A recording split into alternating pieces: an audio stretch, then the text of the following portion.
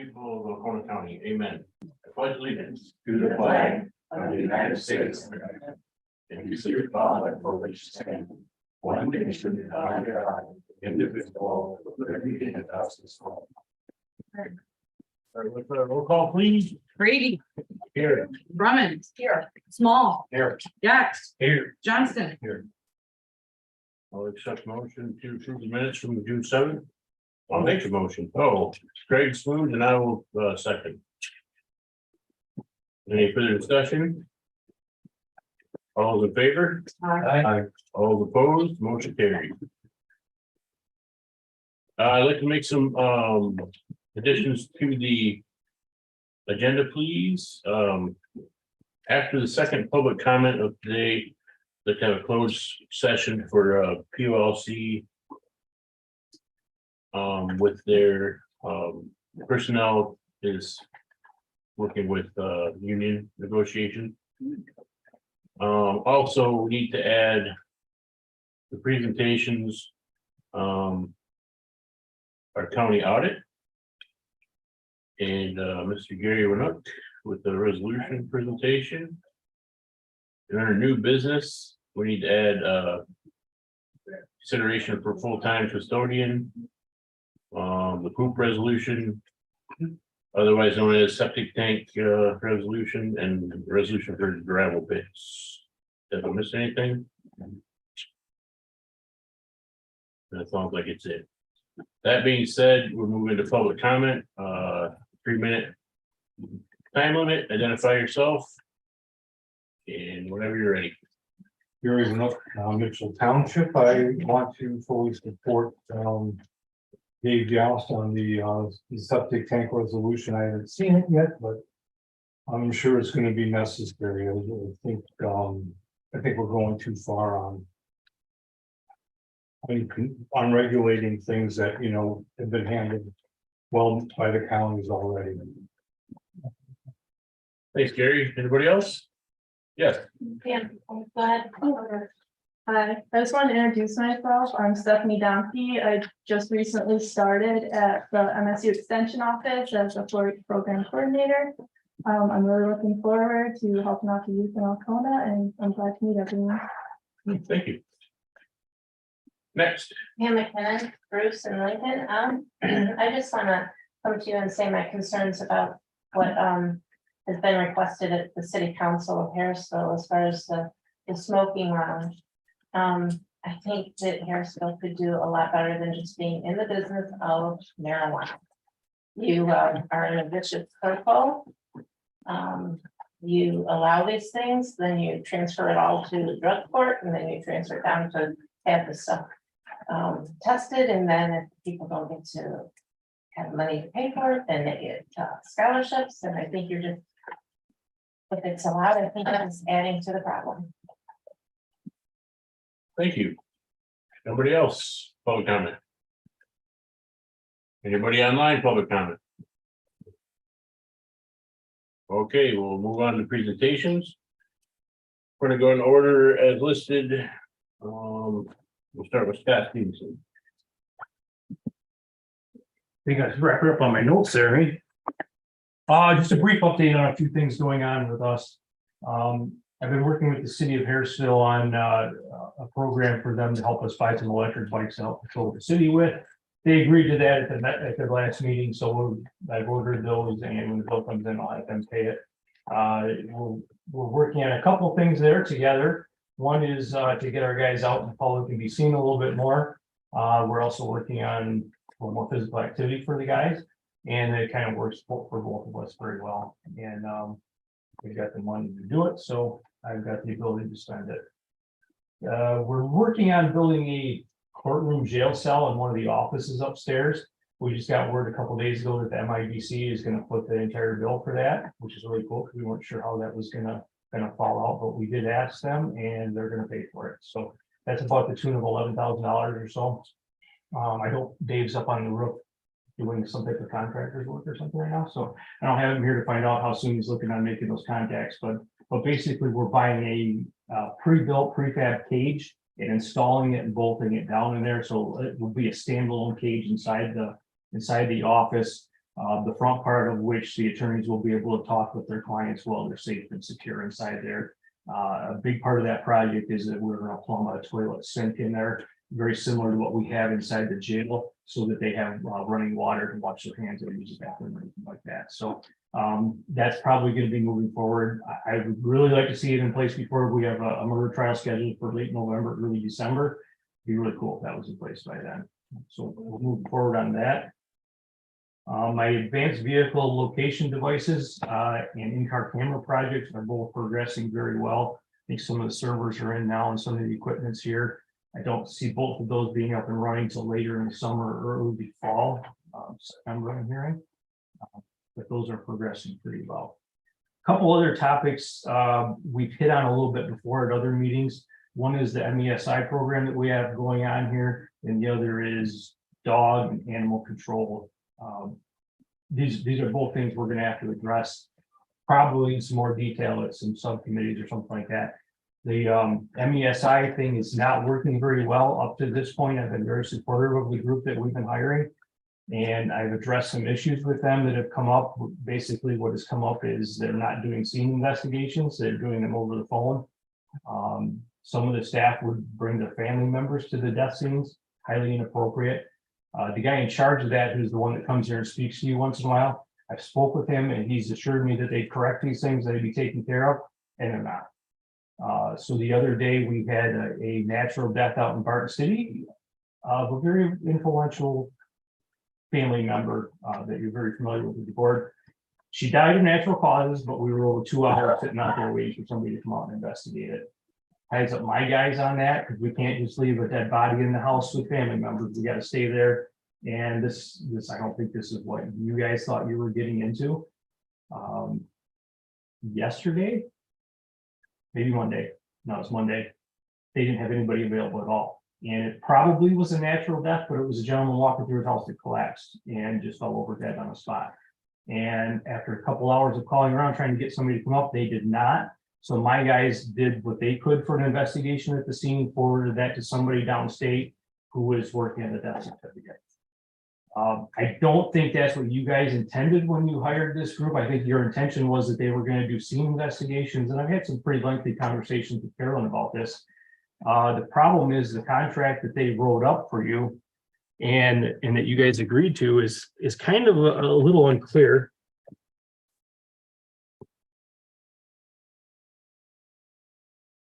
On Thursday, if you recall, I had said that I would call them, and I'm waiting now. I did talk to them, but I'm waiting now for them to pick a date for a meeting. They have not done that. And I shared with Scott yesterday that I would call again Yes, so we've been struggling a little bit lately getting them to come out is where we're headed. Tell them when it's going to be rather than ask them when they're going. So what you have in your contract in Appendix A, under letter H, it says on-scene examinations. And this is particularly what we're talking about here, is coming out to the scene to do an investigation. It says the contractor shall view the bodies of the decedents at the scene of the death and or perform investigative services such as interviewing and examining witnesses during and after normal working business hours. So and or means they don't have to. They can do investigation over the phone or by talking to witnesses, particularly my guys or EMS that are on scene and doing that. So I think probably what happened is you guys inadvertently agreed to this type of language, thinking you were getting a different service. I kind of think that's what's going on. I didn't get to look at this before you guys got into it, and it's probably just a revision of the one that was signed a few years ago. My office is listed in this thing a dozen times, and I didn't even know this document existed until Carolyn provided it to me a couple of weeks ago. I think almost every place my office is referred to, it should say law enforcement. So the way this reads, if the state police is handling a death or some type of serious death investigation, like a murder or suicide, they can't release the body or do anything without the sheriff say so. I think the state police would probably flip out about that. I think that probably needs to read law enforcement. That part of that, I guess what I'd recommend is if we're gonna have stuff like that in contracts, we probably need to talk to me about it before we're signing them, just so I can make sure we're all on the same page. Because right now, I don't think the rest of the law enforcement that serves Alcona County would be extremely happy about that. But in the meantime, those are a couple things going on with the ME program that, you know, I guess I'm gonna ask you guys to handle if you can. I've done what I could to try to work with them, and I've actually run a little bit of a smoke screen for them up to this point, saying the guy has told me he's gonna take care of these issues. And I was confident he would, and it just hasn't happened. So I guess now at this point, it's not working so well. The other thing, I think maybe some of you have been following in Alpena County, they're working on some different issues with animal control. I don't know where they're heading with that. I will tell you that the sheriff reached out to me a couple of weeks ago, and he's spitballing a bunch of ideas of what to do with their animal control up there. And one of them was one of the spitball ideas that I don't, reading this article today, I don't think has any traction, but they wanted to explore the idea of building something in Ossining and contracting with us to do it. I'd already been working with Commissioner Brumman again on some ideas with our animal control here, and I've unturned a whole bunch of problems that we have going on here, and I'll share those with you here in just a second. But I told them, I said, I don't think our county would be interested at all in getting involved with you, because right now our county's paying $8,000 to the Humane Society, and my people are doing it for free. Anything we get involved with you guys up there is going to be more. There's not going to happen for that. So I said, I don't foresee that. I did say I would pass it along, and I am passing it along.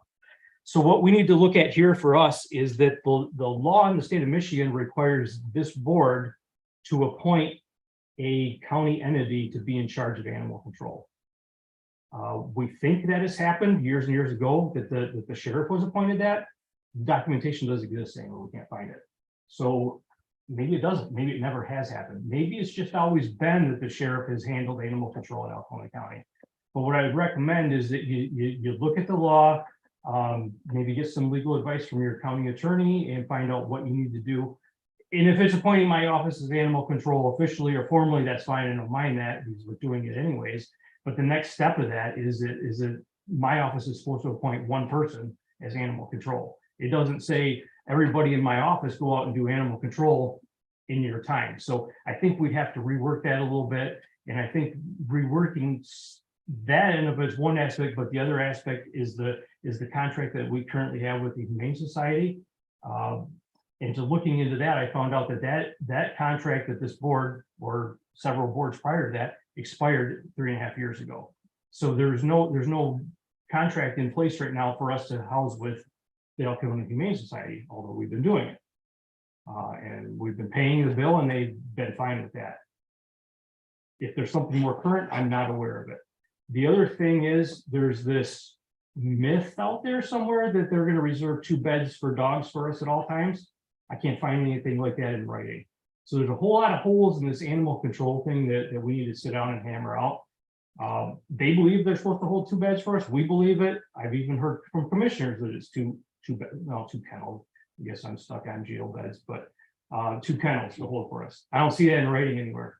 And what we're running into is there's no specification for how many animals or what breeds. So we've gone years on end with a note hanging up from them that they're not accepting cats.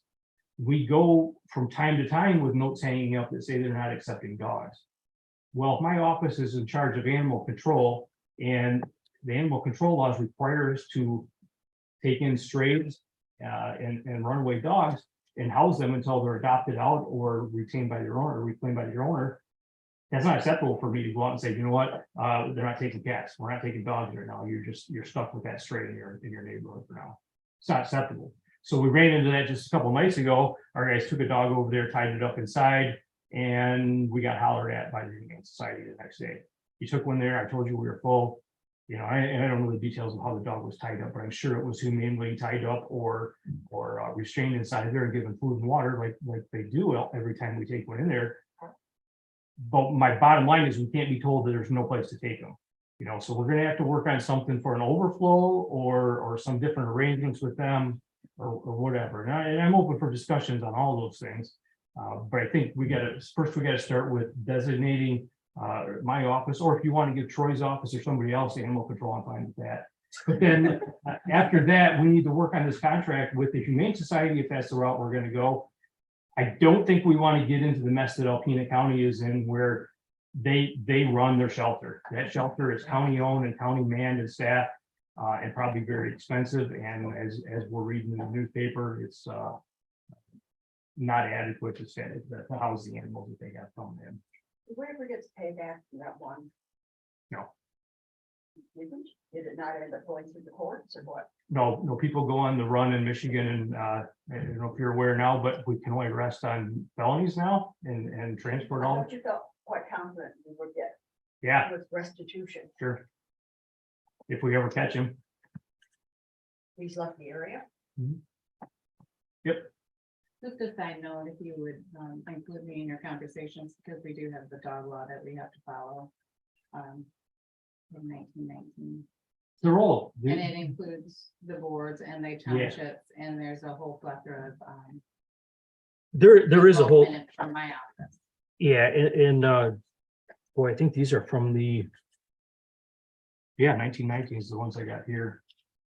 And so I piloted both laws. One is about you guys making an ordinance to adopt a regency as animal control, and the other one is the requirements of the animal control officer if they're not a police officer.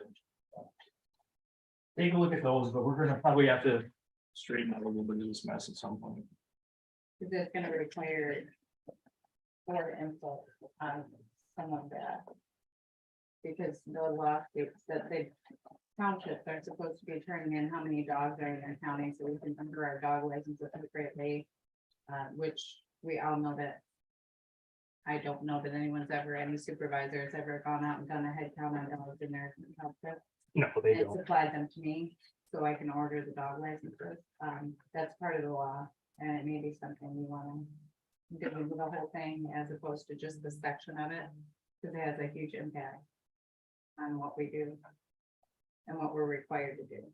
So in a perfect world where you have an animal control officer, whether they're a deputy of the sheriff's office or a hired animal control officer, they dedicate their entire job to this. So they're a specialist in the things that you're talking about and investigating animal abuse and neglect. Where my guys right now, they're just general practitioners, you know, so I can give them charts and pictures of what a thin horse looks like, and they can go out and take a look, or maybe call up a doc and get their opinion on it. But none of my guys are experts on following up with anything right now. And I'm going to tell you, there's a situation down in Mankato where these great big woolly hogs have been left out all over winter, and we're not finding anything where we can enforce on that. And these hogs probably are not being properly taken care of. Although everything we can find from the Department of Agriculture are just suggestions, firm suggestions to animal owners. They're not laws, they're nothing we can regulate. But these hogs were out without shelter from the wind or snow or rain all winter long. Now they're out there without any sun protection. So there's recommendations, for protection from the sun and the weather for hogs, but not laws.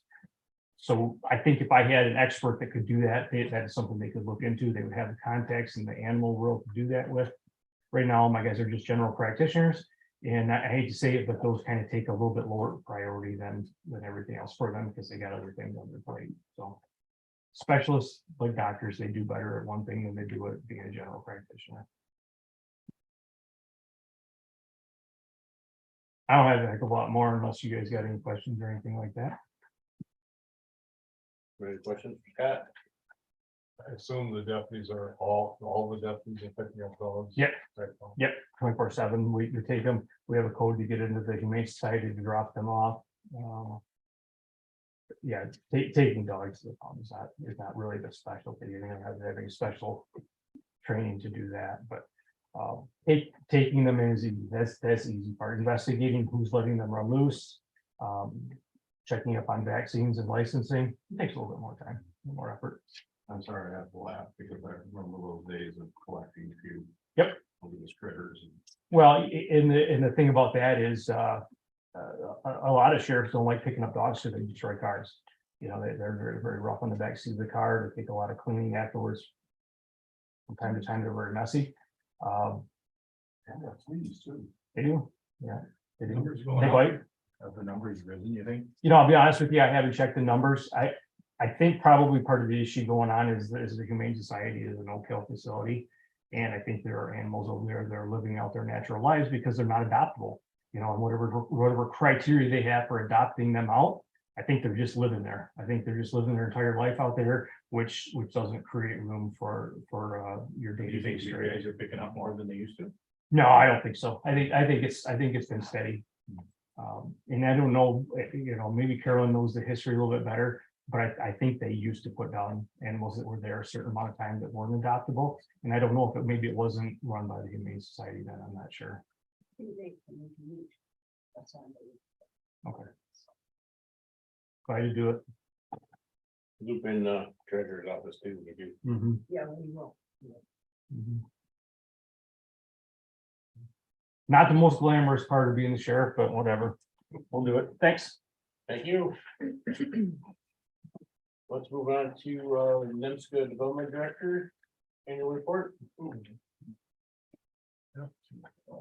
I left a message. I called. She asked to be put on the agenda. I was gonna ask for the materials to be provided and I never heard back from her. So I didn't know if she was or was not going to appear. She's not online, right? No, not anybody. Okay, easy. That was a good one.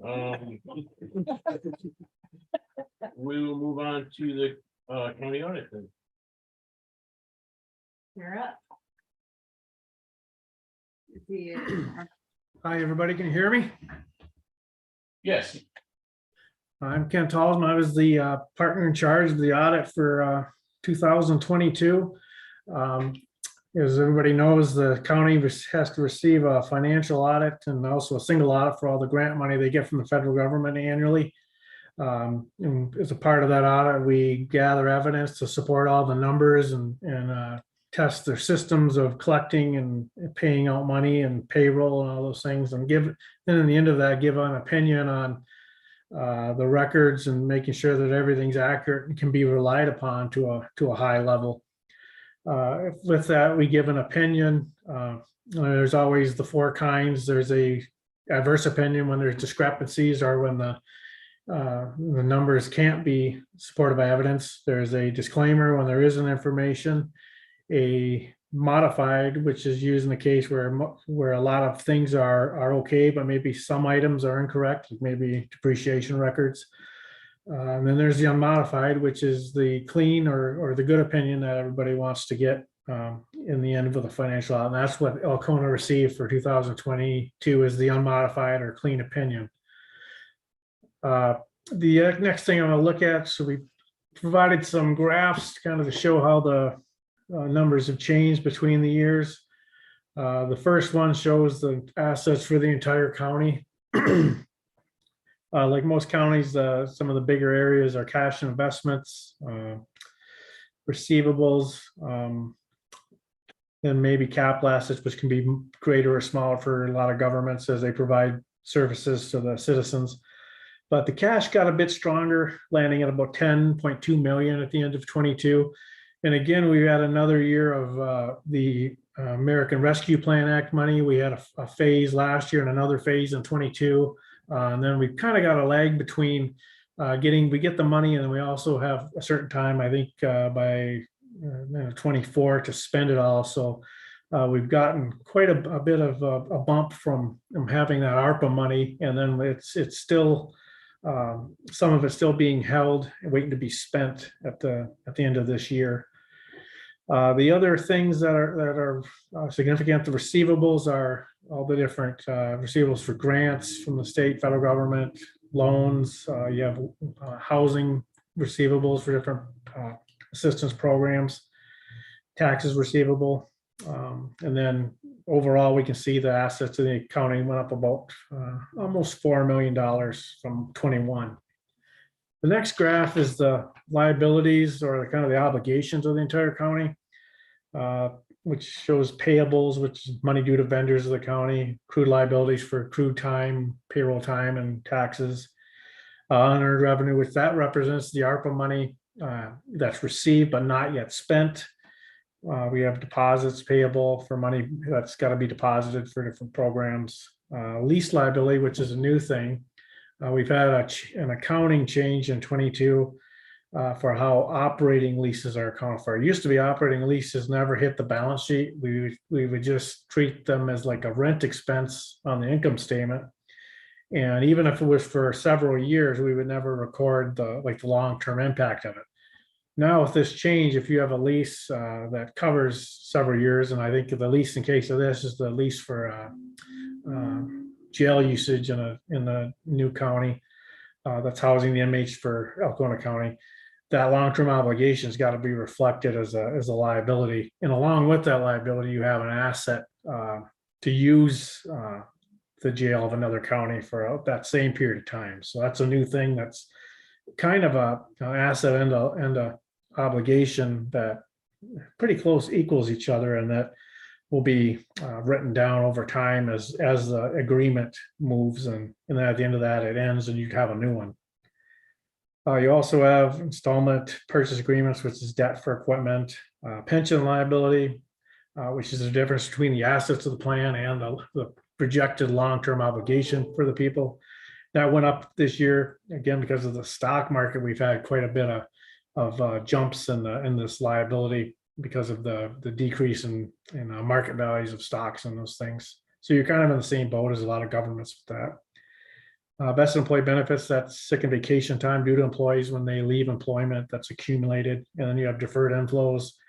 And deferred inflows and outflows are kind of like deferred gains and losses with the pension plan that reflect the changes. There's changes in assumptions, rates of return on the investments, investment earnings, benefit changes, all these things. And some changes impact the liability right away, and some of them impact it over a series of years, usually the service period of the pension plan. And that's what these are held, and then they're written off against the liability over that period that it affects.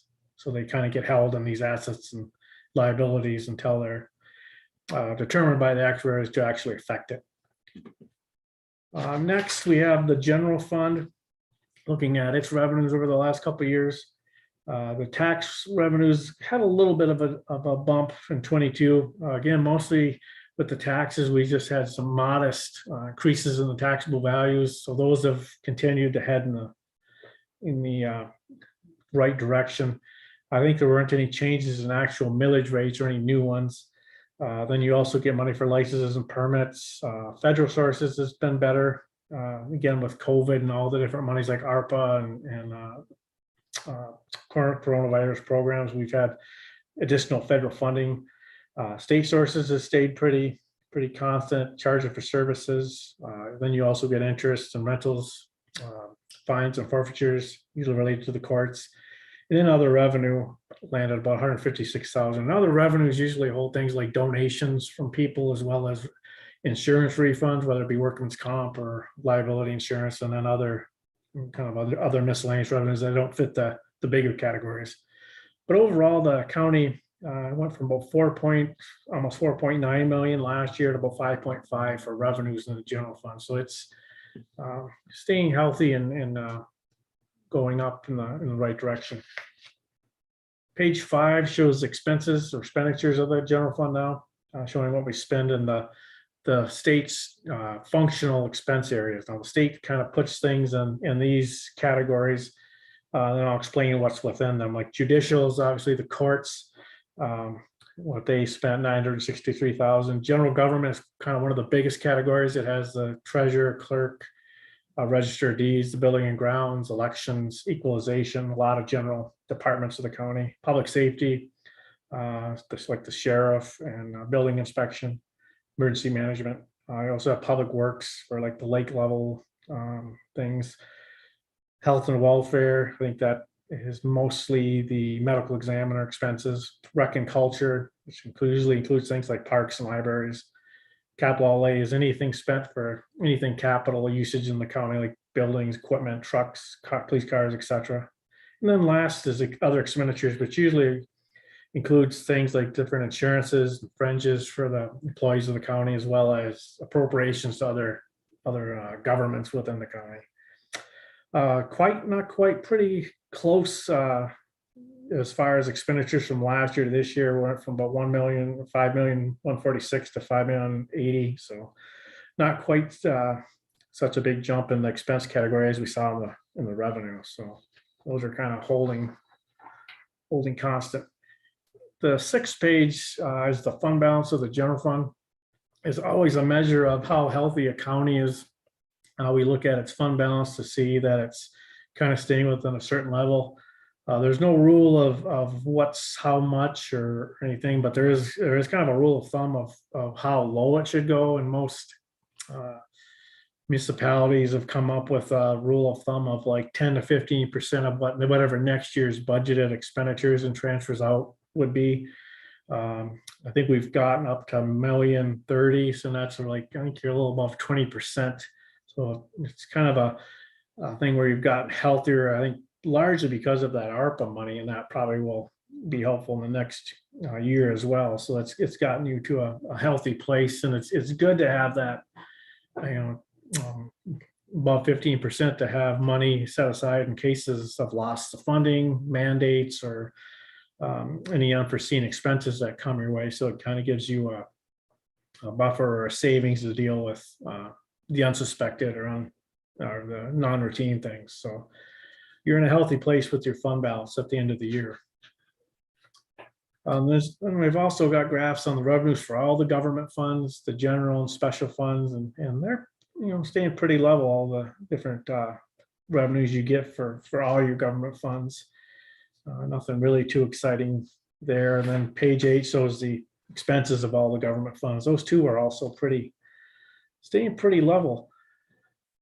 As far as an audit, I think overall it was, pretty decent audit. Some of the things that we look at are make sure none of the funds are overspent. There were no deficit fund balances, no budget violations or overages. As far as the systems and how the state likes to see things done, seems that you're following them. All the policies, procedures are kind of in line with what they like to see. As far as being, healthy, some of the numbers are kind of heading in the right direction as far as your taxable values, state revenue sharing staying pretty comparable. And your expenditures seem, again, it seems like you're kind of, in spite of even having all this additional revenue, you're staying within your means and kind of spending comparable each year, even in spite of inflation and all these things. So I think a pretty healthy year for the county. Do you have any questions or anything specific, any concerns?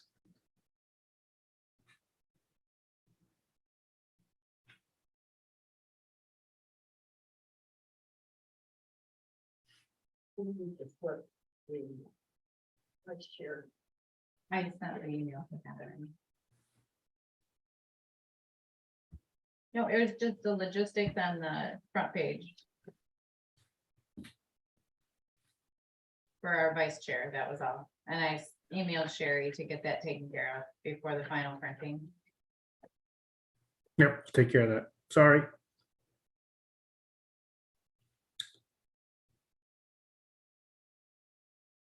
Again, I'm gonna send you an email. I wanna discuss some of the comments and recommendations on the last page Okay, about that. So just a heads up on, you should be hearing Okay. from me. sounds good. I sent you, Stephanie Eller, I sent you an email earlier this morning. It's just a procedural question that I need help with. Yep, I responded. I think I responded about an hour ago. Wonderful. Thank you. Yep. Anybody have any questions for Mr. Telsman?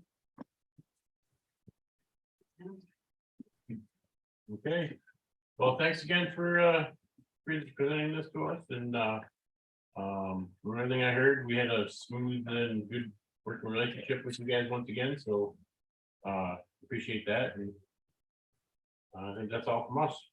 All right, thank you. And we, of course, we thank everybody there at the county, the treasurer and the clerk's office, and everybody's help and pulling things and answering our questions. And you know, I guess it did go smooth, and we appreciate everybody's hard work. Okay, very much. Thanks. Bye, everybody. That leaves up this presentation, Mr. Winnock. Thank you very much. Sent you a resolution to support House Bill 4672. Basically wants to be able to equally explain, you know, how Christianity was responsible for the founding of this country. And I basically started off by stating a lot of historical things, like we used to have Satan deluder laws in most of the New England states because, you know, people were wanting people to be able to read the Bible, understand things, and understand the good laws of their town, of their state. When we came to Blackstone, who was talking about, you know, we're basically Jefferson got the statement of, you know, nature and nature's, the God of nature and nature's law. And basically it talked about when you went against things that were scriptural, you know, like murder, theft, and stealing. Those were laws given from the divine, and, you know, crimes against nature itself. He said things that didn't matter, like, you know, tax and wool and that, were not. And most of all lawyers back, you know, prior to founding of this, you know, this country becoming independent, used Blackstone. As a matter of fact, when you take a look at the time that the Constitution was developed, most of the correspondences were Montesquieu, Blackstone, and Locke. Locke was mostly responsible for the writing of the Declaration of Independence. So all this stuff had an influence on where we were going. When this nation was allowed to print its own Bibles, Congress authorized that, using it for school. And again, to help people understand the basics of our laws. The Ruggles case I put in there because this person was saying things that were pretty much offensive to people. It's not because Christianity was the national religion, it was because that's where most of our morals were based on. The next thing, and I'm sorry that this was longer than the last one, but it was important, was Gerard versus Vidal. In that case, somebody wanted to build a secular institution for higher learning. The Swiss Frenchman, you know, did that, but he said, you know, he didn't want any ministers there. Well, the U.S. Supreme Court, you know, Daniel Webster argued the case. The Supreme Court said our common laws are basically based, you know, on scriptural things. So you go through that. They wanted to get rid of chaplains out of military service back in 1854. I think I sent you the whole resolution that Congress went through. And our founders, he said, if Congress had stated, if our founders wanted Christianity out of, you know, it was going to be eliminated, they would have strangled the revolution right in that's created. They talk about how our laws are intertwined, you know, like. In the other case that I had spent on the Holy Trinity, you know, our Sunday exception laws where we don't hold government services. And just a few of the other things that we close with, and you know, swearing of oaths have usually been, so help me God, you know, until, you know, recent years, post 1963. And basically, what I'm asking in this resolution is, well, just give equal opportunity for being able to bring this up. Because I think our students need at least an honest look back. From that point, they can make their own decision. This isn't trying to force anything down anybody's throat. This is just trying to bring up what has been established for years. And that's all I'm asking, just for equal time. Any questions from anybody? There's in all public and non-public schools. Yeah. So, a private school, private Muslim school would still be required to teach the fundamentals of Christianity and in regard to our nation. Yeah, and the things, yeah, not that they have to force them to learn it. But to understand, you know, this is the basis, this is how this is all derived. We're not trying to force anything down anybody's throat, just, you know, let's be honest, this is how all this stuff was derived. I mean, you know, and this is a book written by Louisiana State University, it's called The Origins of American Constitutionalism. I mean, when it took a look at all the correspondence, 34% of the most quoted sources was the Bible. I mean, you know, from Isaiah, you know, we learned that the Lord our God is our lawgiver, our judge, and our king. It's basically what we base, you know, the Congress on, the judicial system, and the presidency. Thought layered government comes out of Exodus 18:21, you know, being, you know, rulers over 50s, 100s, 500s, and thousands. These were all things that were used to put our Constitution together. And you have to take a look at one other thing. Our Constitution has been enforced now for 230 some years. I mean, the average life of a Constitution is 17 years. And usually most of them are over, you know, after that time, it's usually some type of bloody revolution and so forth. We've had the most peaceful government, you know, in the last, you know, 200 and some years since we've been independent. Okay, anybody have any questions for Gary? One more quick one. So this is current law now. No, this is. Well, what's being struck out is current. Is that right? So you have the shalls taken out and the must add added. The bill to amend 1976 PA 451. So what's not struck out is current. And then the added paragraph at the end is the addition to the current law. I believe so. Well, that's the way they do things in Lansing. Yeah. Where is it at in Lansing? As far as you say, it's not law yet. Well, there is a bill. So what he wrote here is current law. And then what they're proposing is the strikeouts and then the addition of that final paragraph. Where's it at? The current law. Where's it at in 1976 PA 450? Oh, right now it's being currently pushed through. Where's it at? Is it in committee? It's in committee. Okay, so I think committees in both Senate and the House. Is it proper to speak or can I know? No, I'm sorry, but you can make comment and public comment and you can talk to them afterward. Thank you. So this is gonna mandate Christian religion. Only to talk about, be able to talk about the history of Christian. That we do our American history stand. Is this going to? I just see down the road. If you're going to teach one, then somebody down the road gonna say you have to teach them all. All of They do them. that right now. I mean, believe me, I've taken a look at the history books. It was all of them. All religions, Yeah, so. There's nothing wrong with teaching them all. Well, I'm just saying, if you start with this. it's just, I'm finding this one is usually being excluded. This is the one they marked, we can't do that. Okay. So We can also keep the other religions out, no, the religions that are being taught in schools. Well, they're mentioned in the history books, all of them. I've got a copy of a modern history book. It mentions the Muslims, it mentions the Hindus, all of that stuff is mentioned, and Mentions of pilgrims coming across, I assume, I would imagine, so yes, which would be a Christian, correct? yeah. To some degree, yeah.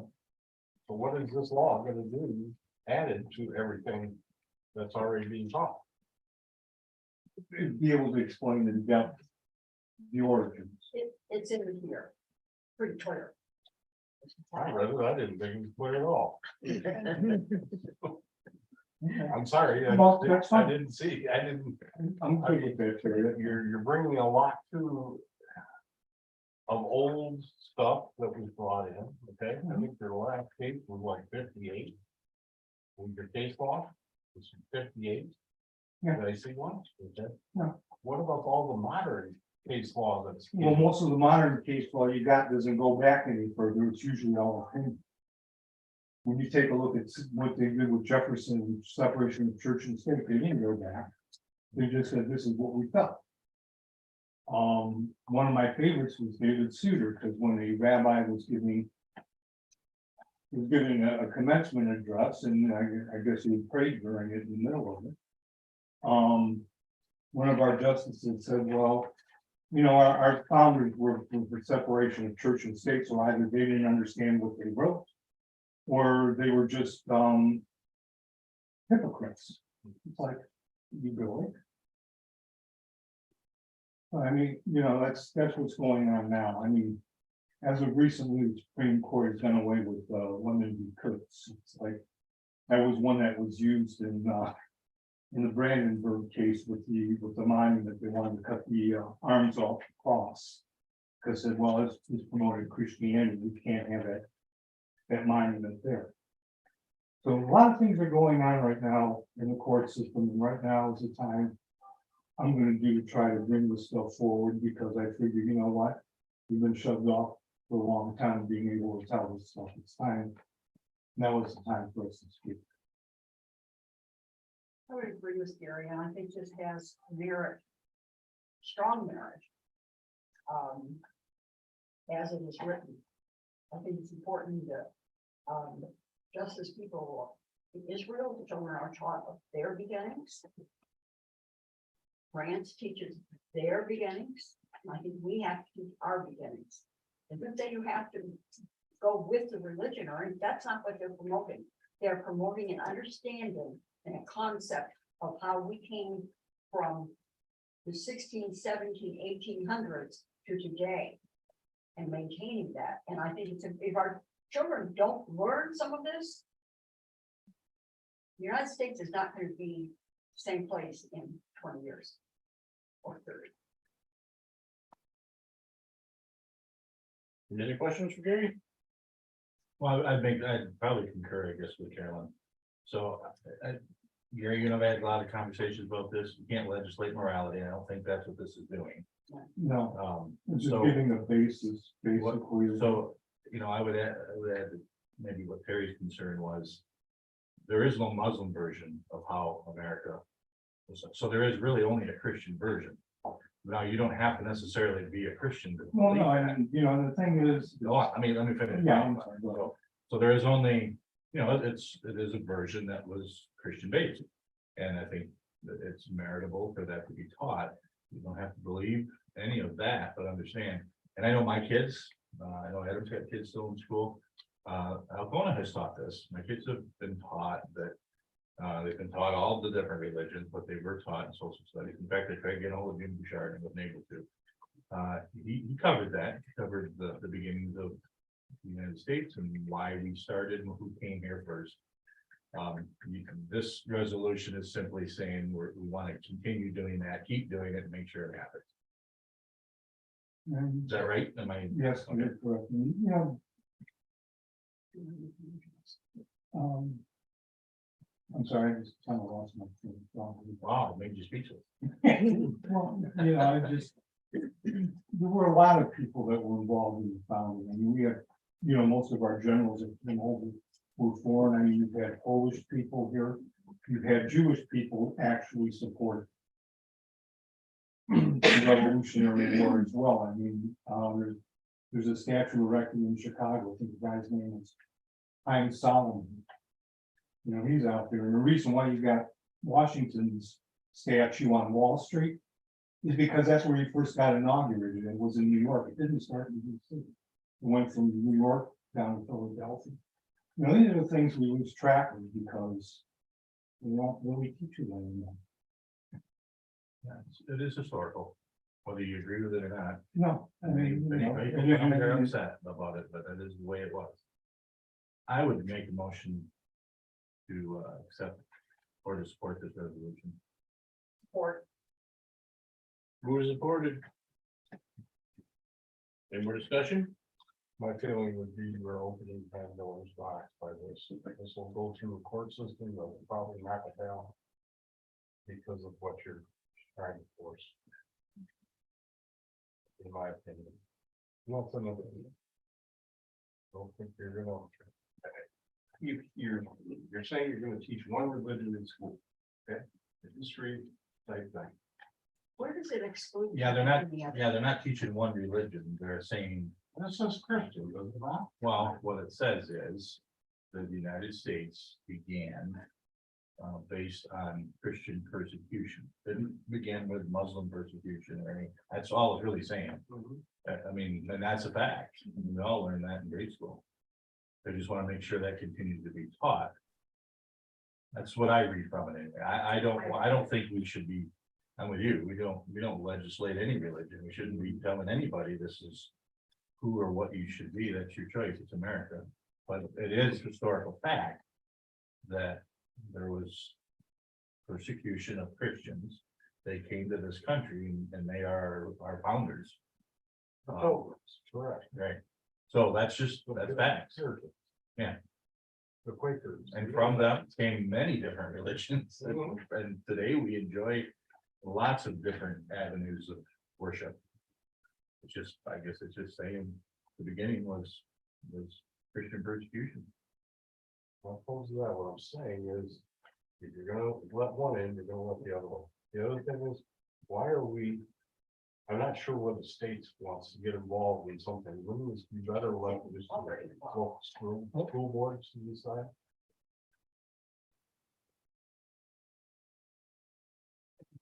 All the questions. Or we just amend it. It's a bill right now. Please call for a vote, right? Anything else? Okay, then I will, the resolution, is that the roll call resolution? Yeah. Roll call it is? Yax, Yes. Brady, Yes. Small, No. Johnston. Yes. Drummond. Yes,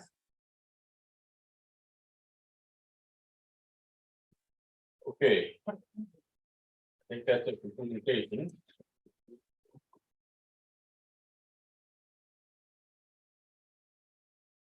No unfinished business, moving on to claims. And do the honor, David, or I'm Here. I'd like to make a motion to approve pre-authorized claims and open claims presented for payment between June 7th, 2023 and June 20th, 2023 for check numbers 150-963 to 151-139 and e-check numbers 2138 to 2146 for a grand total of $352,454.76. Motion by Dave, second by Terry. Any discussion? Roll call, please. Drummond, yes, Brady, Yes. Johnston, Yes. Yax, Yes. Small. Yes. Next item is the cybersecurity awareness policy. All right. Speak towards this. Well, I can start. So we have, personnel has looked at this. We've met with elected officials, we've met with many, got input, and we'd like to insert this into our current personnel policy as support cyber terrorism, I guess, or whatever other things that are hitting us. It's most of us already have the emails and probably have gone through a lot of the training. There were some things that we did, there were some concerns to some about penalties and punishments as far as not meeting certain standards. All that has been taken out. It is now, it's, I mean, basically this is a learning. If I could put it any better way, John, it's what we're here, it's a training process. Right, We it's to learn and relearn. Right. You make a mistake, we're gonna show you Yeah, a mistake probably and the- teach you how to not make that mistake again. the discomfort of it would be repetitive, that you'll have to do it again and again until you get it, so. But, yeah, that's as far as any kind of, I don't know, what you'd want to call, any sort of. It's not, I don't even want to call it punishment, it's just, if you continue to not meet. So when we get, there, you want to get there. Retraining, yeah, I guess that's what it is. So I had thought of it when we came up at our personnel meeting or whatever meeting we had, the cybersecurity meeting. The computers that are in the building are county computers, they're owned by the county, then they need to be cared for just like any other piece of equipment. And people need to learn how to do that. Check the oil in a police car, you make sure you don't get stuff on your computer. This is the way to do it. And we're gonna ask the employees and everybody, I mean, elected officials, employees, department heads to be on guard for this stuff, and this is a great training plan. I would put in personnel or policy, we recommend that we do that. Support. That's nothing. That was a motion, yeah, make that. Well, supported, yeah, just read the news. It's all kinds of issues right now. I have some vendors at my regular job that I cannot buy parts from for 2 weeks because they were attacked and their whole system is down. There's government entities being hit, there's personal information being stolen, social security numbers and all these things. It's important for us to have this training. And the repeat offender has to go back to training again. Well, I'm not saying that down the road, I wouldn't be in favor of, somebody that continuously repeat offense is gonna warrant some kind of talking, some kind of talk from personnel. Yeah. So, There are quite a few options. They offer a next step, which is, it makes you. It's called second chance, and every link you click on shows you the links. Hey, are you sure you want to click on this? It doesn't do that everything, but most things it will. Everything on your computer. You're gonna learn real quick because it can get really annoying. It is 85% chance if we get infected, there's one of us. There's an employee that let these people in. We've had some great success so far. We've only had 12 or 13 clicks, not horrible. We are way below the standard for other governmental agencies. We've had about 70% of the training, the initial training. Today, after you guys pass this, we'll send up the 45-minute training. And reset the clock to 0 as far as the clicks. So I would want to assure the board and everybody in the building that we didn't take it lightly, because it is cumbersome. There is effort to it. Everybody's gonna have to do a little more. But we took all that into consideration and are recommending it even with that. It's not easy. I mean, it's not gonna be just a quick little nothing. Everybody's gonna have to take a little extra time to do this. It's gonna be That's true. of the hard to- majority of our tasks. Sure. This is additional, and it's just the way it is. It's a part of doing business now. it's based on history that we have a legit. Yep. Concern, because people We are putting ourselves in this position now. It's probably that we are doing that, so. And every time someone Something that clicks on, needs to be corrected. right, every time someone clicks on one of those emails. That is possible hazardous to the county's network. It's between 8 and 16 hours of my time guaranteed. I would be thrilled to bring that down. Drastically. This is at least once every other week, we are getting something that somebody clicks on. That requires my attention to investigate. I don't like coming down on people, so I would prefer we educate ourselves and. Slow down. I realize we're all busy and pay attention to what we're clicking on, because. For it not to happen. I think we should make it a goal at this point to lower that 6% down to 5%, to see that our staff helps us have that happen. And you know what, when we make 5%, we need to try to get down to 4. But I'd like to be down to 2%. Yeah, absolutely. The email phishing tests are gonna get harder. I will modify the templates, make them more difficult for people to recognize. Because that's what the bad actors are gonna do. They're going to get your information, get my information, and then send you that email. So 2% would be great. I just had a question real quick in regard to that. Can we rename this security awareness policy? It doesn't say policy anywhere. Sure. And is it going to be a standalone policy? No, I think we're gonna try to put it right into cyber policy. In the handbook or in Into the personnel. Yeah. personnel, So it will be the under, county policy. yeah, it will be under county policy, cyber. We have a cyber policy. So let's add policy to the end of it. Huh? We'll add policy to the end of it. Well, it includes training and Right. testing, How about- but it should be a policy. So, We'll add policy to the end. That's works. Better discussion? Okay, let's have a roll call. make a motion, okay, Yax, Yes. Small, Yes. Brady, Yes. Johnston. Yes. Brumman. Yes, Next up, Lacona Township letter of support. Dave, what do you know about this? This is just for a Sparks grant for Alcona Township. They just want our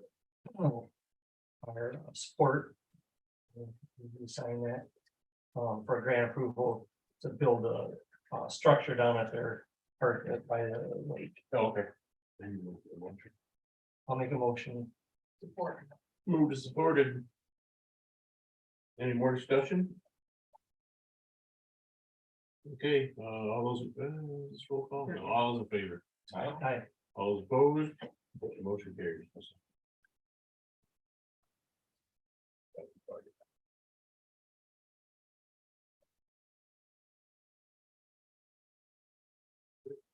Am I on there? With this? No, why not? No. So this is Heidi, Helen. Helen, I mean. I will, I'll talk with you here in a second. And under my report.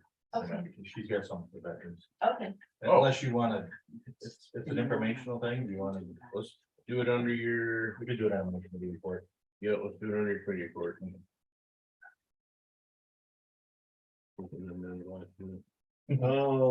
Next item is the custodian full-time position. Yep. Okay, so personnel is making a recommendation that we increase our current part-time custodian to full-time at the request of building and grounds, their workload and things they need to get done are becoming a lot. So David requested that we could move Mike to full-time from the part-time.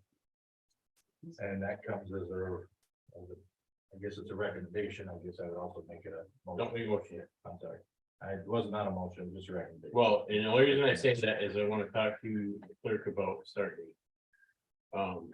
Your recommendation was what? Monday. Next Monday. Start with the beginning of the pay period. Well, he's in a big job right now. So he really could use that help next week. Well, then you can still start this past Monday. It hasn't paid yet. Yeah, well, that was, That's yeah, important. sure, we want a guidance on what you would want to do. Logistically, for the clerk's office, is it possible to have them start that full-time position in Monday? Yes, But I need to know. Have you, what the salary is, the hourly rate, wage, yeah, we'll get all that. Has Get it the been approved by budget. the union? to go full time? I haven't got anything from the union. Well, Is there? Get it by these guys first and see if it's. I don't foresee an issue with that. And if I understand correctly, you have forwarded this to finance and they have concurred. that We did, Budgetary. yeah. Because really what needs to happen as former steward of the union, you need to post to all the other union members that this position is now going Oh, yeah, full forgot time. about that. They have to sign off on that, that they don't want the position because they have higher seniority. Once that's cleared through all of, yeah. Forgot about that, thanks. That's why I said don't make a motion yet. Well, so we could make the motion and get it approved and. And you can, And it you can be can done. get the individual people to sign off. Yeah. And that can be done in 2 days. Yeah. okay? Yeah, we're still. So the motion would be that the board supports the movement of part-time to full-time for the custodial, for the position. Yeah. Well, she said it'd be okay with 26.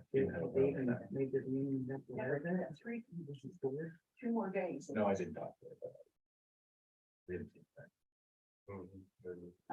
My bad. No, I know. It's bad. I'm full for that one too. So should we just do a recommendation without a start date and then however it falls once we get all the ducks in a row?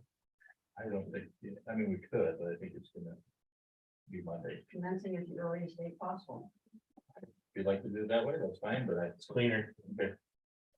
Because now we don't have to do a new resolution if something happens and it starts at a different time. Okay. So at the earliest date possible.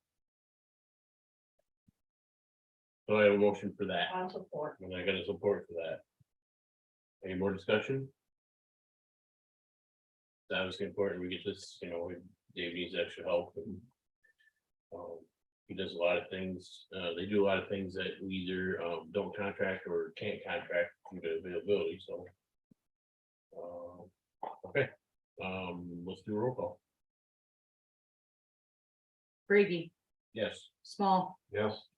Yax, Yes. Brumman, Yes. Johnston. Yes. Next up is the gravel pit resolution. Dave, if you would. I would like to, do both of them together. They gotta be their own. Okay, I'd like to make a motion to have a resolution on, I guess, aggregate legislation. We do not. How would we put that? Just like a read here, kind of thing, a position to. Don't let the septic go on that, oh, you don't have to play the. My No, opposition to aggregate legislation in Congress. Preempting local control over sand and gravel mining.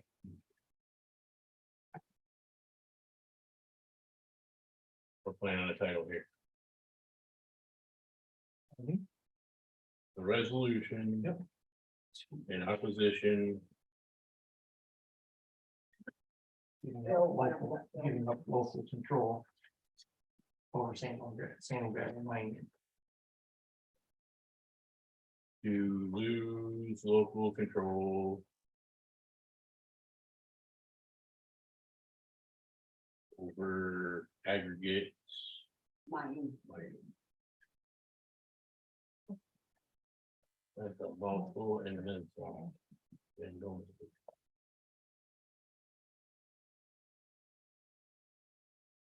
So basically, there's legislation right now to make the state. It controls all the, mining for gravel and sand and everything else that we. Usually control locally. It does not help us on a smaller basis.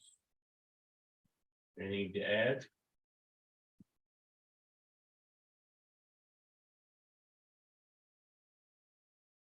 So is the idea that, I guess the state wants to come in, if they need to build a road and they want the dirt, Or if they want the gravel, they want the gravel, or if they don't want you to have it.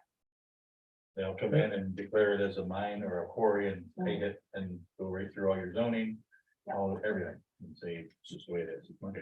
It takes any control out of the local. Yeah. Like if you wanted to put a gravel pit up next to Carolyn and she opposes it, she has nowhere to go anymore. Where before they go to the township or the county. Sure.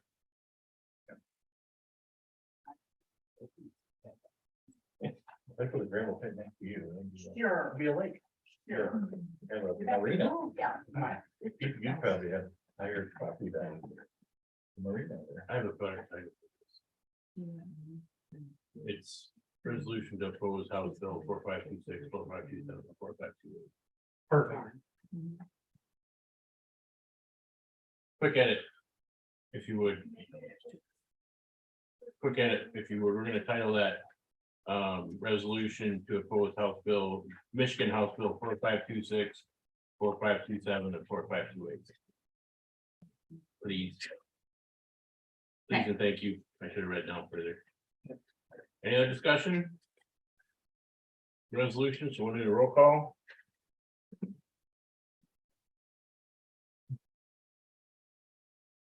Yax, Yes.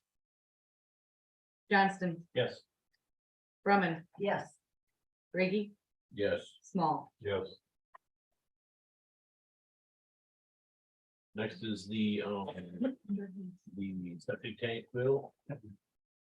I guess, motion to opposition to legislative proposals on establishing a statewide septic code. Moved and seconded. By Dave. And Terry. This is in the same vein as that, the local control is lost and. Well, no, this actually what is going to happen is, they're gonna put together a septic tank. Right, but they're gonna get rid of local control on septic tank inspections. and- Oh, it's gonna go through the health department, district health department. That's not local, But because of the state stuff, yeah, they're, they do more. They're gonna direct the state or the district health department to do mandatory septic tank legislation, basically. but inspections every 5 years. Even though they don't have the funding for it. More people. Moved and seconded. Any more discussion? Roll call. Brumman, Yes. Small, Yes. Brady, Yes. Yax, Yes. Johnston. Yes. Who made the second on the gravel pit one? I'm sorry, Yeah. Terry.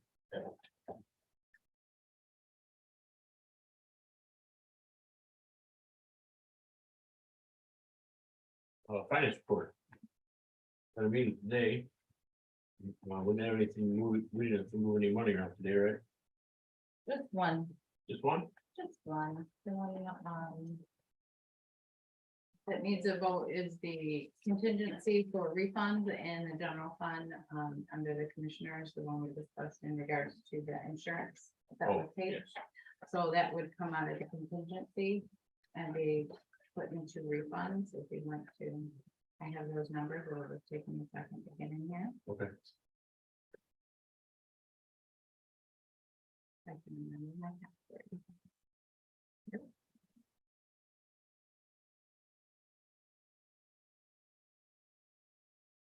So a budget amendment requesting an increase of the refunds in the 101, the general fund commissioners expenses refunds was originally budgeted at $1,200. It would be an increase of $28.53, making the total $4,053. And there is no change in the bottom line of the Board of Commissioners budget. It just moves that money to cover the refunds. The refunds were a portion of an insurance error that was made a few years ago. And we had paid out on it and we got reimbursed the majority of it, but this was the outstanding amount that was not, that was left on. That was still our liability. And that will clean up that money sitting in trust and that was short in trust and agency.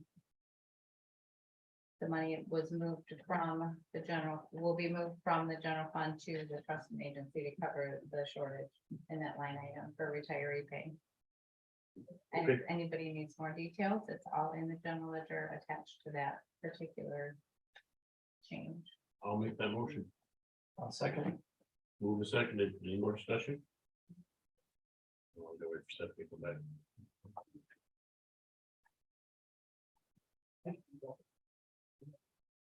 For sure. Oh, I'm in trouble. Okay. Roll call it is. Small, Yes. Yax, Yes. Brady, Yes. Johnston, Yes. Drummond, yes. What else, finance? Nothing. Not really. No. Okay. So that's it for us. Hello personnel. We save yours for the closed session at the end. We got anything else? We didn't have anything else, did we? So. Okay, then moving on to the, oh, wait. Oh, committee report, you can do that. Then the treasurer's report. Oh, good.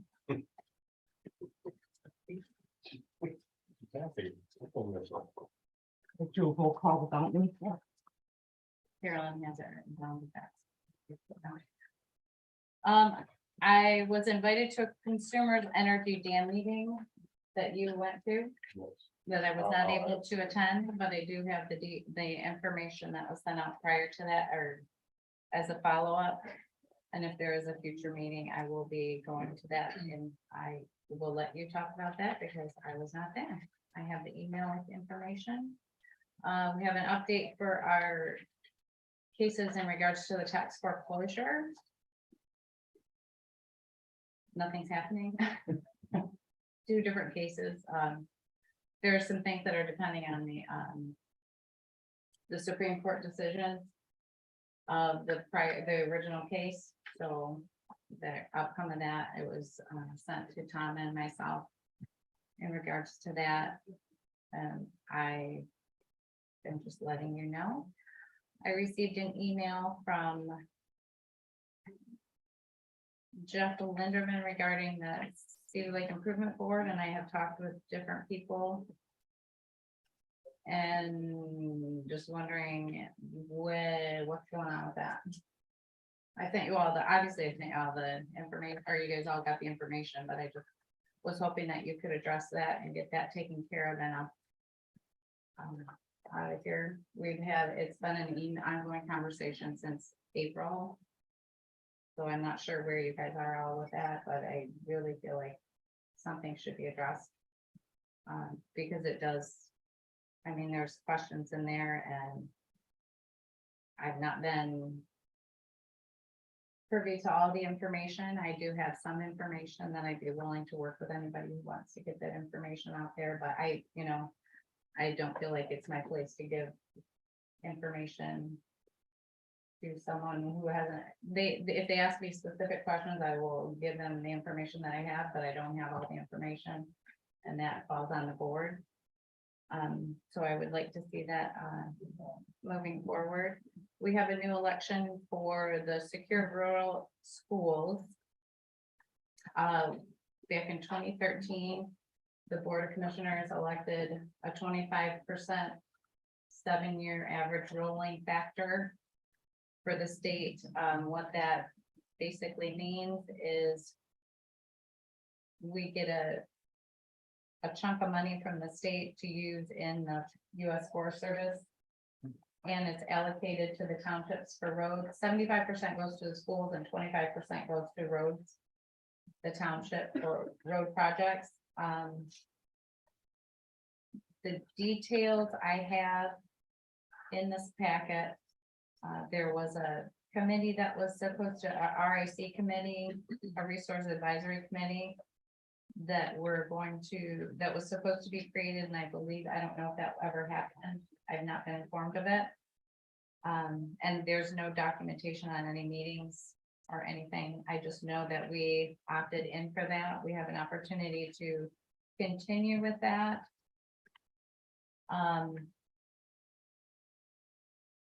There are also. There's also another option where this is just a pass-through money, so we have approximately $100,000 that comes through that I allocate to the schools and to the townships based on their forestry receipts. There's a lot to it. Unfortunately, today is, I just got this the other day. And there is a workshop that is taking place probably right now in regards to it, but it is gonna be recorded, and I will forward that to you all so you can see what needs to be done. I have your paperwork because you were the one that did it. At least it's your handwriting on a 7-year average rolling. You know, it's something to consider. What we do is it comes through us. We have to be that's included in our funds towards the audit, for a single audit at $100,000, because we're just a pass-through unit. There is also, I will forward you all the email that the state is responsible for the majority of the counties. We are just one that chose to allocate it. We don't get any of the money, so it makes no difference. We haven't come up with that. I'm aware of any projects that fall under the appropriate categories. We've all been giving it to the townships as road projects. That and National Forest monies, the Department of Interior, the 25% payout to the townships that you all agreed on last year will be happening. We just got the payout. It was $129,292. So the townships that had the National Forest in their townships will now be receiving 25% of that payout. And we'll get that worked out. More than likely, it won't be this week, but next, by the end of the month, they'll have their payments for their Department of Interior. Is that the same amount that has been coming on, or is that an increase? Well, The 129? Yeah. It's a little bit more than it was last year. I think that other one, isn't that based on the revenues that they get from the forest sale? That is based on, there's a whole, Or one of the, I'm This gonna is say the- one of it. Is the forest sale, the wood sale in the national And- forest. their calculations, this is a base rate of calculations for the entire United States. Okay, And they give us a percentage or a portion of a base rate on the acreage that we have in each particular township. I guess I always heard it a number of years ago as being a rate of the forest sales. And it could be included in that. I don't know their actual. Isn't the first one that though? calculation. The first one you talked about? No. Yeah, that's not even the first one is what I'm talking about is. The our first one- forest sales. The first one is nothing, this, no, that is Okay. not, Because there was monies that, as they do more timber cuts. and that could be Townships get more involved in. Money, and the money was kind of earmarked for roads in their, kind of in their area. This is working with the Department of Agriculture Forest Service. And the Title I, Title II, there's 3 different things. This is secure rural schools. And this is the allocation, let's see. This has to do, and I don't know what their calculation, this is a totally different thing than what I'm talking about with the townships to the payments to the school. Not even close. This is schools and roads, and regardless of how they come up with their calculation, you have to look into that, but you made a choice in 2013 to take the 7-year 25% rolling average, and that's what we have been receiving for the last few years. This is the Department of Interior, which may in fact have a calculation figure in there for the forest sales. You know what, that's not something that I've looked into, but I have so much paperwork. If you would like to get me to get that box out for you, you're more than welcome to look at it. I'm just letting you know that you voted to pay the townships 25% of that, and I will be allocating that by the end of the month. That's all I got. You see that? No, I need that though, thanks. That's for that. I always wait for you to give it to me. Oh, All right, And thank you. here's the letter. and I'll make a copy of it. We'll move on to the clerk's report. A lot of what I have kind of comes out of finance from today's meeting, but it addresses the, quite a few of our policies need to be updated. And part of the one is in the financial portion of it, and it's regarding to how to handle, resolutions of, victims that have either passed away and how, they wanted to handle that. So this needs to be implemented into the financial policies and procedures, probably, I'm guessing. As well as the credit card policy in regard to auto pays on credit cards, it also needs to be amended. And then you guys made a motion today that will amend the county policy with concern to the cybersecurity awareness policy. In another communication that I got, that I didn't print up, Terry and Craig, it looks like you are the liaisons to Michigan Works. Yeah. They are having a meeting, it looks like on June 26th. And that's like the whole packet that I received in communications. Yeah, that's my plan. One other communication is, the Region 9 Area Agency on Aging and their proposed 2024 implementation. It says in the subject line of the email, the County Board of Commissioners review and approval. But then if you read at the bottom, it says it should be noted that the approval and the implementation of this plan requires no monetary support by the Board of Commissioners. So it's kind of just like approve it, don't approve it, we're gonna do it anyway, so it's up to you. Somewhere in there, I think it said. That I read that if they don't hear from us in 30 days. Kind of like one of the township ordinances or amendments, okay. Last Thursday, I went to a clerks conference over in West Branch, and that was very informative. Most of the conference was in regard to proposal 2 and the implementation and how counties are handling that. Are they going with the local clerks out on their own to handle it? Are they, working together with the county clerk? Or is it just coming onto the county?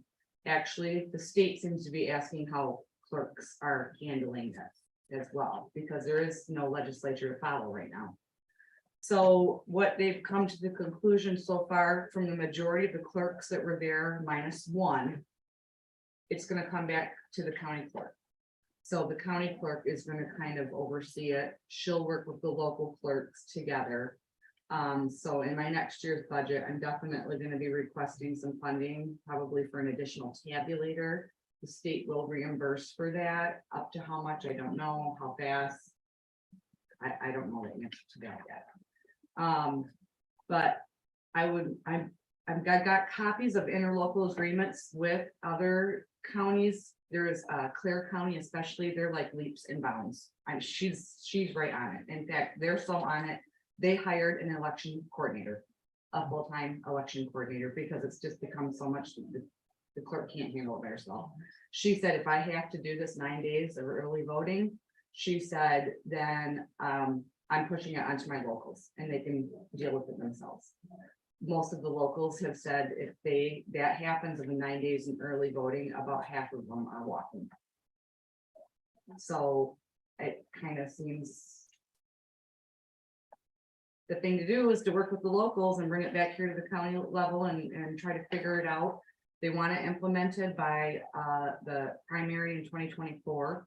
So I'm learning that we're having a November election, not going to push to have it in place by November. Some of the bigger counties are going to try to do test pilot counties and maybe they can figure out the kinks, but was a good meeting, for sure. It was very informative.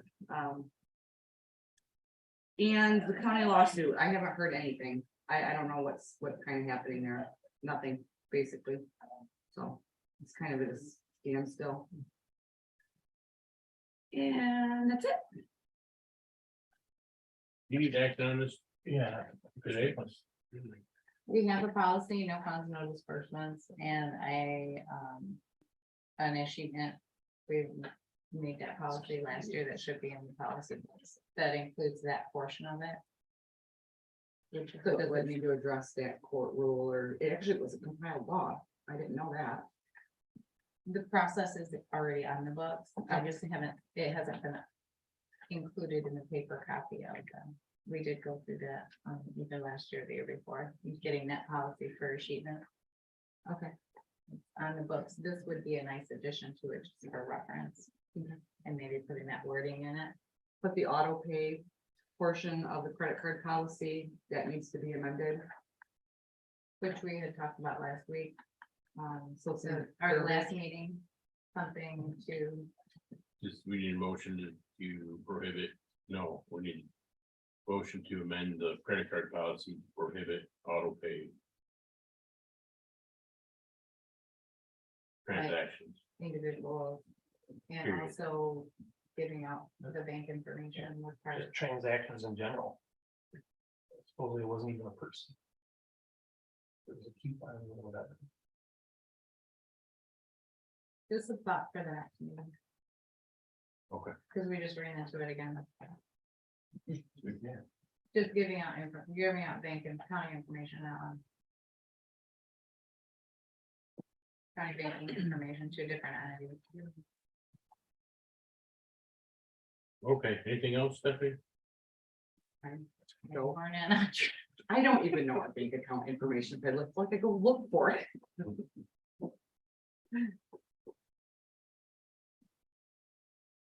Okay.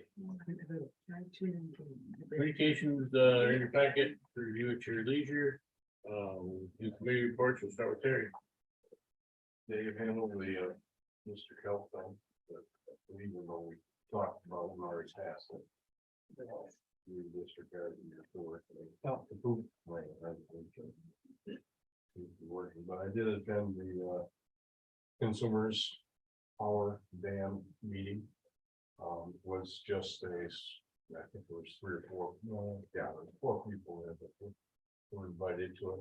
I get, were you usually? I was invited, I just wasn't able to attend. Nice. Thank you. I forgot you're a part of that. They're going to have a public meeting again. And want public opinion again. And we'll see what this results to be.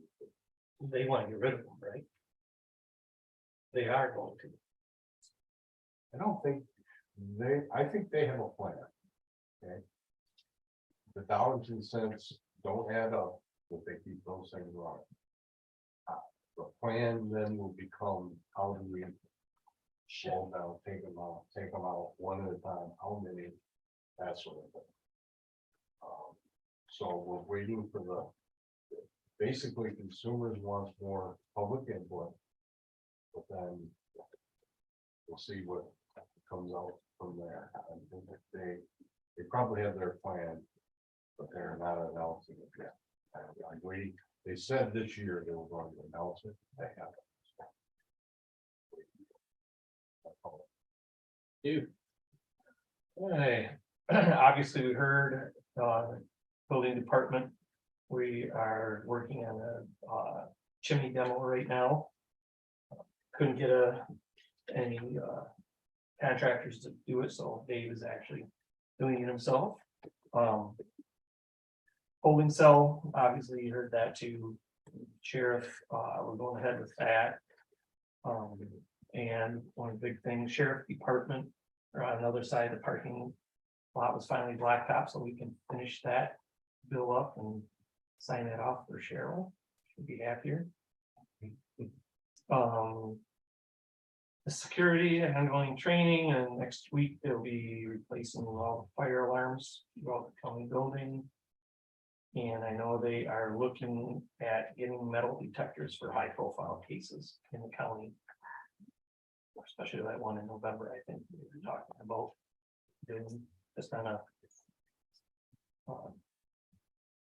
as a need basis, not full time.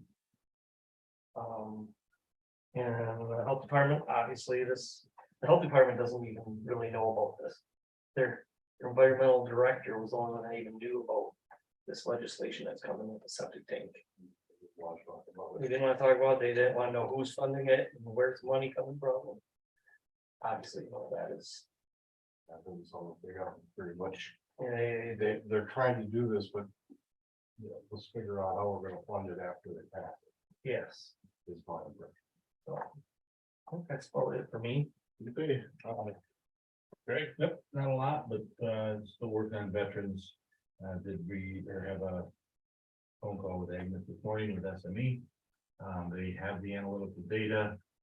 They're compiling it. They have to go to Eagle and get an approval from them. She anticipates probably next week. She will have a hopefully an approval. Spoilers? And not yet. She didn't send anything. She's going through it. Didn't nothing really raised any kind of red flag. So that's good. But so we had a veterans meeting yesterday, and this young lady here, I don't know why I thought Heidi, Helen. I was almost named Heidi. Okay. So she made a presentation to the board. She wants to pursue a grant to do ceramic and art projects with veterans. And she was looking for their support to help her get the grant. It took us a while to flesh out what exactly you were looking for. So they suggested, since they're in a of us, they suggested go to the county board of commissioners, explain what you want to do. And we could give them or give her a letter of support so she can staple it to her grant and hopefully get that in. So if you don't mind, if you'd indulge her, please, and let her explain what she wants to do. Is that fine with you? Sure. Take a few minutes. Yeah, I love it. Thank you. So it should be 5 minutes, right? You know, explain what you Well, want to cut me off when we get to 5 minutes. Thank you for letting me be here. Oh my gosh, I've not been to your board meeting before. Wow. I mean, I thank you for doing your job. I didn't know what went on here and how hot it can be. Okay. I am a ceramic artist in Greenbush, Michigan, and I wrote a grant last year to fund a project at Alcona High School with the students there. You may have read the article that Mary Weber wrote, and it was in the Alcona County Review. It was a very successful project. So I want to expand that to include veterans, and it's a little bit of a different idea, but there's a segue there.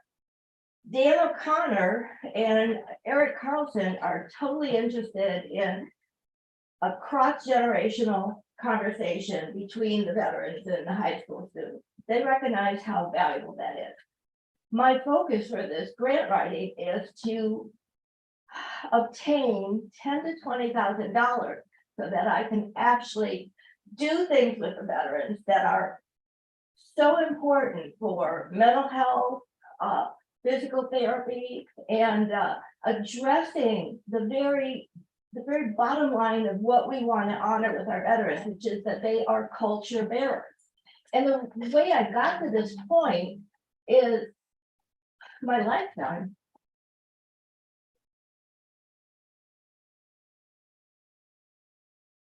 My father was a World War II bomber pilot.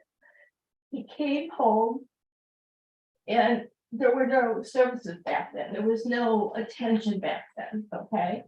And I, as a young child, experienced it firsthand, okay? So I carried a lot of angst with me over the years, but now I realize, oh my gosh, we just have to communicate. We have to honor what the veterans have done for us, but also support them in carrying on the tradition and the culture. And this MAC grant, the Michigan Arts and Culture Council grant out of Lansing, and they're under the Michigan Economic Development Department, is offering money for this very idea, for artist therapy, for culture bearers, for good stewardship in our community. And the grant that I'm wanting to write is the Community Partners Grant. So I want to partner with you, partner with the veterans, and I am on the board of Inspirational Kona.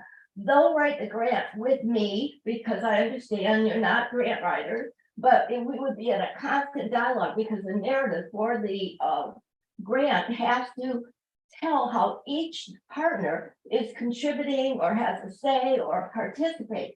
So it will be good for the veterans, it'll be good for the students, it'll be good for the community. Oh, God. Grant funding will support Alcona County veterans to preserve, sustain, curate, teach, and share important veteran cultural traditions as they relate to the larger community for stewardship and awareness. And we all know that more awareness is better than less. Any questions? That's it.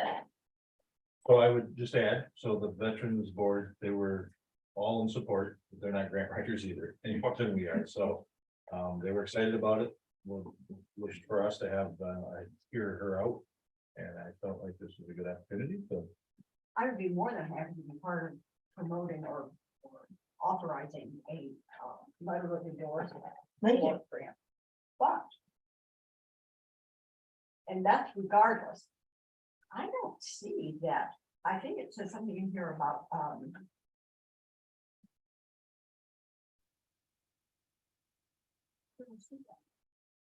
I thought I saw something that indicated that the, oh, yes, I did down in the summary, because when the Veterans Affairs Committee receives approval from county commissioners, I don't think we need to approve that. No, and she just didn't understand how. Oh, that's fine, Yeah. but I want to make sure that, I mean, all the more power to them if they can do that. So, but yes, my spare time already. Oh, right, yeah. Well, you're gonna get a grant together. I guess we just wanted to gauge the board, there was no disagreement. We'd have to see it before we get done. Yeah, well, I would need to have a communication with you, You've or got it. you, as I write the narrative, ask questions, get ideas, okay? Who's the veterans? We can do that. I'm the veterans one, but So she that would volunteered. be a good thing. This is how it's are. I will certainly talk to you if you like. More eyes I on will it, call Carol. yeah, okay, So yeah, I can work with you and give you some. okay. some My only direction. concern would be the fiduciary portion of it, if you're endorsing this, is the financial portion of it. Yes, well, that's why I need to talk to everybody involved as I create the budget, because when you're asking for that much money, you have to have a budget that supports it, and then there's a one-to-one match, which is fine with, in kind, donations and things like that, but it has to be meticulous. Okay, And that was part of our conversation, Yeah. who was gonna be the fiduciary of it. We talked about Inspirational Kona can do it, they're a 501c3, and I. and they've thought done that would many be grants, Fine to let them do all that, and we would just give a letter of support. but you would have a say step by step, Okay, yeah, okay, because we have to be partners. Yep. Okay, good, all right. all right, thank you. I told all the guys over there, they're all gonna get potty wheels, and I'm gonna take a video of them guys making pots. It should be fun. And then. Yeah. No, you just sit behind them like. And I leave. Yeah, sure. Oh, thank you. You have anything else, Greg? I don't know, I don't do that. All right, Carolyn. I attended the grand opening, the ribbon cutting of the new veteran bed and breakfast in Green Bush. It's called Sweetwater. It's very nice. And I think one of the things that's noteworthy is they have one room that is totally applicable for handicapped people, including a way to get down into that level with a chair lift for wheelchairs. I mean, that's kind of awesome. It certainly goes not above and beyond, perhaps, but certainly goes to a major thing.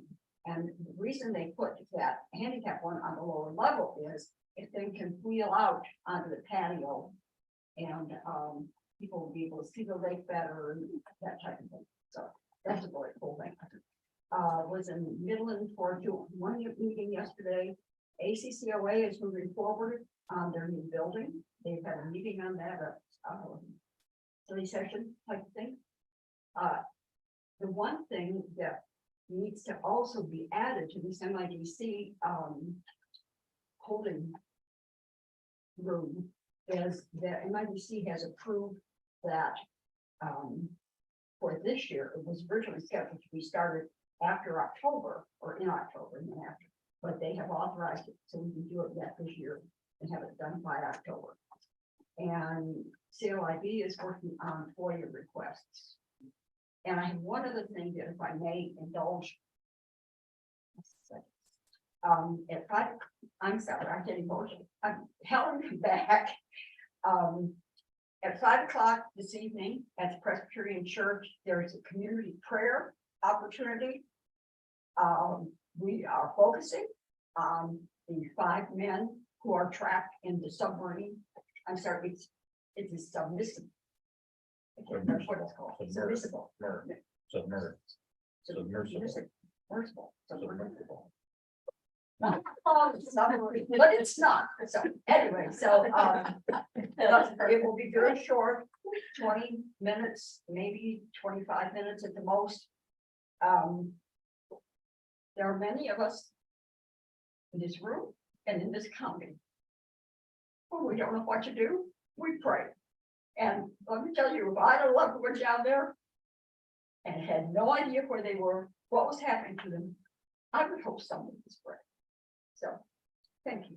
I'm emotional about those things. I couldn't tell. Yeah. Thank you. Okay, well said, Carol. We will do our last section of public comment, and then we have a closed session for the union talk. So, public comment? Yes, ma'am. Yeah, McKinnon. Gary asked me as he was leaving to tell you all, thank you for listening to him. And on that note, I'd really like to say thank you for the support that you gave him. I think our history is like #1, and people are trying every single day to erase that.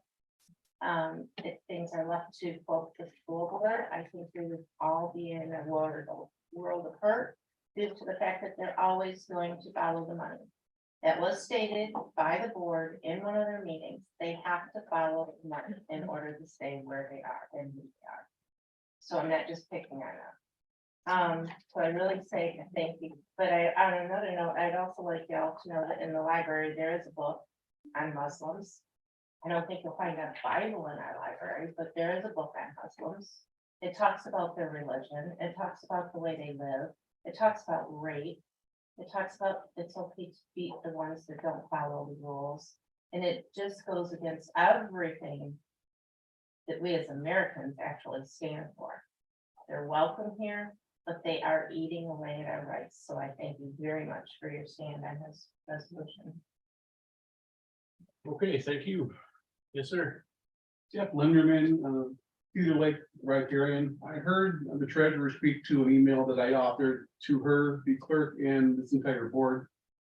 I am still interested in receiving dialogue from the board on the questions within those emails. Thank you. Thank you. Anyone else? Anybody online? Okay, then, do we need a recess? We'll take a 5-minute recess and then we'll come back and go into closed session.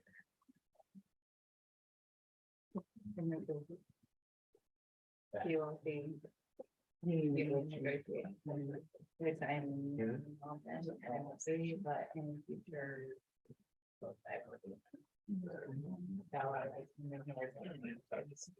It's my handle, so and it's your.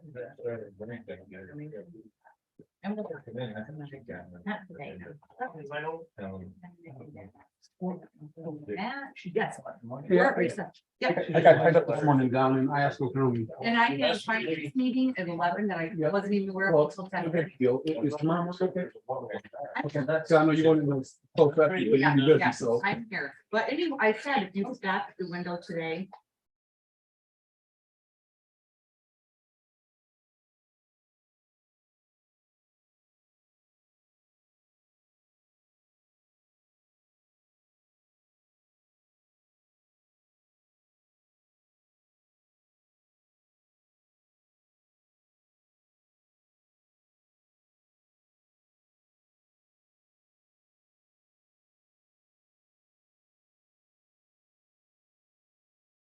And usually what people do is they put paper clips on the stuff that they want, Right down. and then we charge a FOIA fee, have you pull it out, and it's just. All right.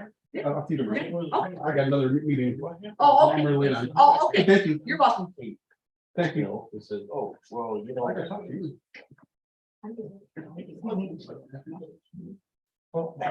provide anything to him, other than Sit an here, email. Johnson, you That might- said, I talked to, I have received your email and Yeah, like, If you see Do you it, have it's any it. Well, questions? it's a red I'm coffee cup going, that I says Republicans on Yeah, it. And the- gave about it. I was looking around and see it. One of us.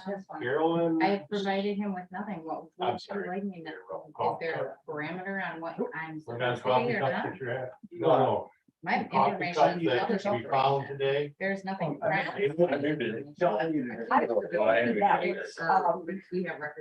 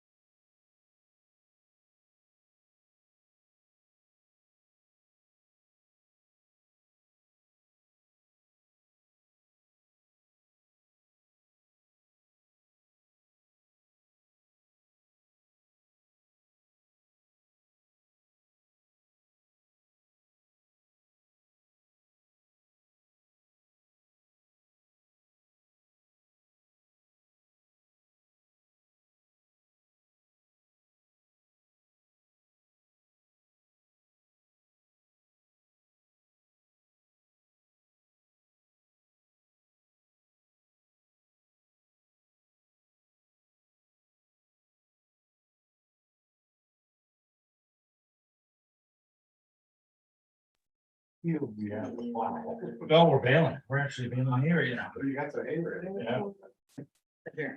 The hardware guy comes in yesterday.